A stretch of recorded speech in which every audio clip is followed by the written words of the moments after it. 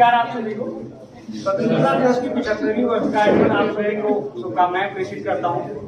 साथ ही साथ ये भी बोलना चाहूंगा कि हमारे बोलने की सार्थकता तभी है जब आप सिर्फ सुनने नहीं उस चीज पे विचार भी करें। हम लोगों को आज आजाद हुए 75 साल हो चुके हैं और इस आजादी के लिए बहुत सारी जैसे मकान को बनाने में बहुत सारे मजदूरों ने काम किया, पर लेकिन ठेकेदार का नाम आया और लास्ट में जिस ओनर ने इस मकान को खरीदा वो इसके राजा बन गए, इसके रहने वाले बन गए। और उन लोगों के योगदान को पूरी तरह से कई लोगों के घर वालों को ये भी पता नहीं था कि हमारे बच्चे कहाँ जा रहे हैं। वो स्वतंत्रता की लड़ाई में थे, जैसे कि खुदीराम बोस जी को बोलते हैं कि 19 साल की उम्र में सबसे कम उम्र में जिनको फांसी हुई। इस प्रकार से वो सारी चीजें भुला दी जाती है। नींव के पत्थर को कभी नहीं देखा जाता है, हमेशा जो शिखर पे ध्वज लहरा रहा होता है या जो शिखर होता है उस शिखर को देखा जाता है। तो मिलती स्वतंत्रता भीख नहीं, पाते उसको बलहीन नहीं, जब धधक क्रांति की आती है तब आजादी मिल पाती है। क्योंकि आजादी के लिए क्या था कि भीड़ था, जमावड़ा था और उस जमावड़े ने आजादी को सार्थक कर लिया। परंतु आजादी की सार्थकता सिर्फ वो भीड़ और जमावड़ा नहीं था, आजादी की सार्थकता उन लोगों का संकल्प था। उन लोगों का आज के हिसाब से हम देखते हैं कि हम लोगों की बहुत सारी परेशानियां होती हैं, हम रोडों पे खड़े होते हैं, कई सारे मुद्दे तो ऐसे होते हैं कि जबरदस्ती के खड़े होते हैं। उन लोगों के मन में ही पता होता है कि ये कार्य में होना नहीं है, बस भीड़ दिखानी है। परंतु उन लोगों को अपने जान के लिए, अपने जीवन के लिए कोई भी इतना मोह नहीं था। वो लोग चाहते थे कि हमारे आने वाली पीढ़ियां वो सब देखें जिन सपनों को वो देखते थे, जो लिबर्टी उन लोगों को नहीं मिल पाई। अंग्रेजों के शासन में ये होता रहा कि आम व्यक्ति के लिए एक आम सा रास्ता है, खास व्यक्ति के लिए एक खास सा रास्ता है। आज भी आप माल रोड का नाम सुनते होंगे, कई सारे शहरों में माल रोड है, नैनीताल, रानीखेत, अल्मोड़ा में भी है शायद, कई सारे।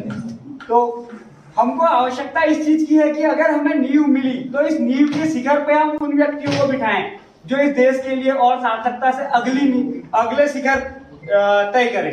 ये नहीं कि एक शिखर तय हो गया, एक मानक तय हो गया इस देश का और उस मानक पे हम अटक जाएं। हमको आगे बढ़ना है और निरंतरता के साथ बढ़ना है। और साथ ही साथ मेरे लिए भी सौभाग्य का विषय है कि पिछले इस वाले लॉकडाउन में मैं इस कोचिंग सेंटर का छात्र रहा ऑनलाइन पोर्टल पे, और बहुत सारी चीजें पिछले 3-4 सालों से लगभग पढ़ाई से दूर हो गया था, मतलब कॉम्पिटिटिव एग्जाम की पढ़ाई से दूर हो गया था। तो यहाँ आने के बाद बहुत सारे रिवीजन हो पाए और साथ ही साथ पढ़ने के लिए अजय सर की ऑनलाइन क्लासें पढ़ने के लिए मैं भी तैयार रहता था। सुबह 10 बजे के करीब कई बार मिस हो जाती थी। कई सारे लोग इसमें वो भी होंगे जो ऑनलाइन क्लासें पढ़ रहे थे, जिन लोगों ने कि मेरे साथ ज्वाइन किया। तो आप लोगों से यही कहना चाहूंगा कि आप लोगों को आज की क्रांति करनी है। आप अपने बच्चों को क्या फ्यूचर देना चाहते हैं या अपने को कहाँ शिखर पे देखना चाहते हैं, आपको उसके लिए करना होगा। शायद मैं जरा तेज बोल रहा हूँ तो आप लोग अपने माइंडसेट को भी उतना तेज कर लीजिए कि यार आप सुन पाए मेरी बातों को और घर जाके कुछ याद कर पाए। कहीं ऐसा ना हो कि मैं बोलता रहा और आप लोगों को लगे कि ये तो फॉरवर्डेड टाइप कुछ बोल रहा था और हमारी समझ में नहीं आई। तो हम लोगों को अपने लक्ष्य निर्धारित करने पड़ेंगे, क्योंकि देखिए हम सभी लोग मेहनत करते हैं और हमारी मेहनत कहाँ पे चूक जाती है। हमारी मेहनत वहां पे चूक जाती है जब हमारे घर वाले या परिवार वाले हमसे कहते हैं कि यार ये तो बहुत बड़ा, हमें लगता है आश्वासन मिल रहा है।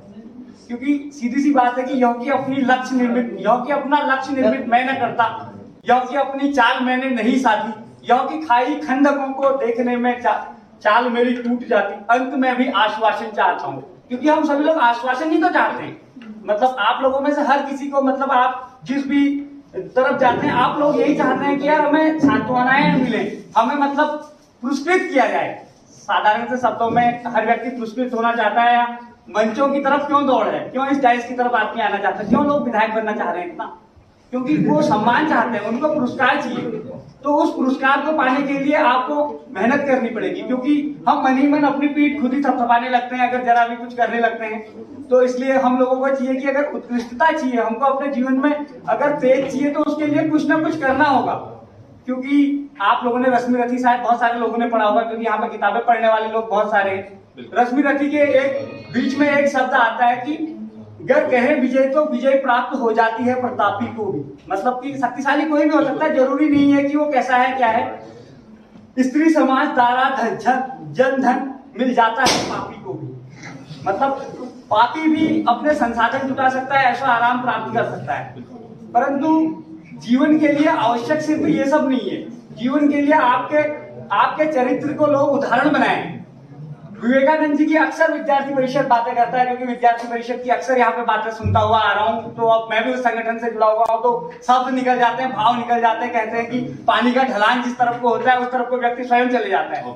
तो विवेकानंद जी का धर्म सम्मेलन में अनेक ऐसे शीर्षक है जिन शीर्षकों के बारे में हमने सुना है, क्योंकि अक्सर मैं जहां भी बोलता हूं तो विवेकानंद जी आ ही जाते हैं। तो मैंने सुना था कि यार विवेकानंद जी से ये बोला गया था धर्म सम्मेलन में कि आपके देश में कृष्ण है, उन कृष्ण के पीछे आपके देश की जो गोपियां हैं, क्या पागल है ये देश?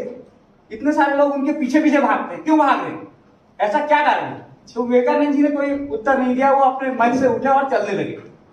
तो पूरा का पूरा धर्म सम्मेलन उनके पीछे पीछे 5 किलोमीटर चला। तो विवेकानंद जी ने पूछा कि आप किस लिए मेरे पीछे आए?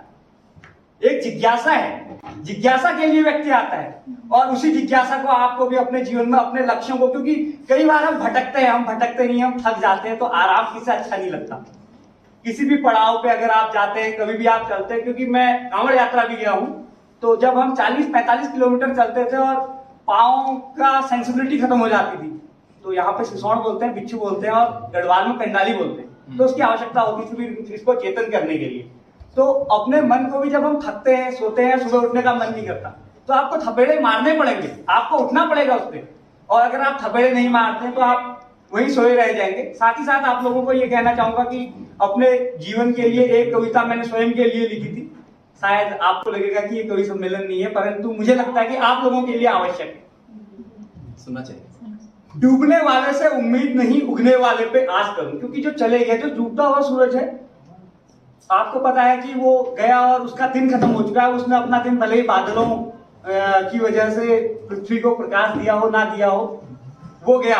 डूबने वाले से उम्मीद नहीं, उगने वाले पे आस करूं, इतिहासों के ओट में मैं भविष्य ना यूं बर्बाद करूं, क्योंकि पिछले दिनों में जो आपको बहुत कुछ मिला है उसको मन, क्योंकि अच्छी बातें आपके मन में आती हैं और वही दुख का कारण बनता है। आप बार बार कहते हैं कि यार मैं टॉप पोजीशन पे था, उसी को सोचते सोचते आप अपने जीवन में नए लक्ष्य निर्मित नहीं कर पाते। इतिहासों की ओट में यूं भविष्य ना मैं बर्बाद करूं, था स्वर्णिम वह कीर्तिमान, अपनों के हाथों जो ढह गिरा। सिखा हुई जब जड़, मतलब जब सोचने समझने की शक्ति खत्म होती है, सिखा हुई जब जड़, तब पड़ा पीठ पर अपनों का ही छुरा। जो आप ही के दोस्त होते हैं और आप ही के लिए बातें करते हैं कि वो नहीं कर पाएगा, उसके बस की नहीं है। सिखा हुई जब जड़, पड़ा पीठ पर अपनों का ही छुरा। मैं रिवाइज करता हूं, कोई बात नहीं। डूबने वाले से उम्मीद नहीं, उगने वाले पे आस करूं, इतिहासों की ओट में यूं भविष्य ना मैं बर्बाद करूं। था स्वर्णिम वह कीर्तिमान, अपनों के हाथों जो ढह गिरा। सिखा हुई जब जड़, पड़ा पीठ पर अपनों का ही छुरा। इन छुरों की धार को कभी मैंने ही किया था पहना, कई लोगों को आपने रास्ता दिखाया।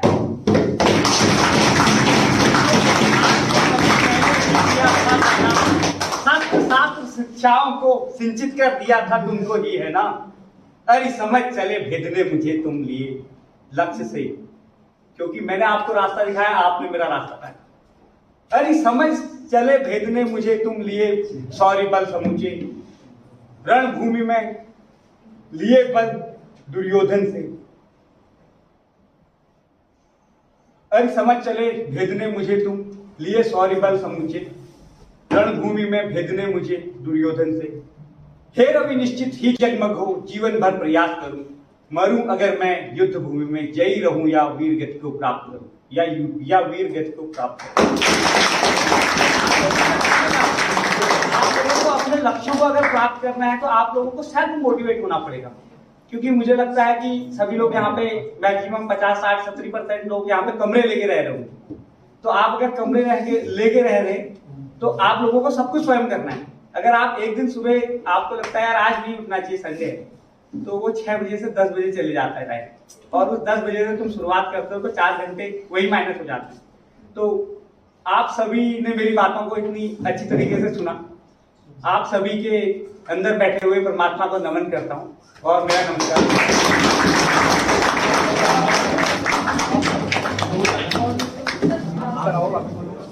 एक फोटो ले लेते हैं, ठीक है? अमन फिर समाप्त कर दो, लोगों को लेट भी होता है।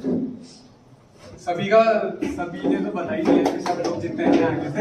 हाँ, हमारी बात ये कि पहले फोटो खींच लेते हैं, उसके बाद ठीक है, हाँ, फोटो खींच लेते हैं। कहाँ पे? यहाँ आ जाओगे आप लोग सब साथ में, ठीक है? हाँ, अरे नहीं नहीं नहीं ना, हम आप ही के तो चीज से अरे यार कैसी बात कर अभिषेक सर, थोड़ा हाँ एक मिनट बस, थोड़ा उठो बस, बच्चों यहाँ पे बैठ जाते, शाम को यहाँ पे बैठूँ, आप यहाँ देखो, अरे बैठ जाओ, चेयर ले लो यार।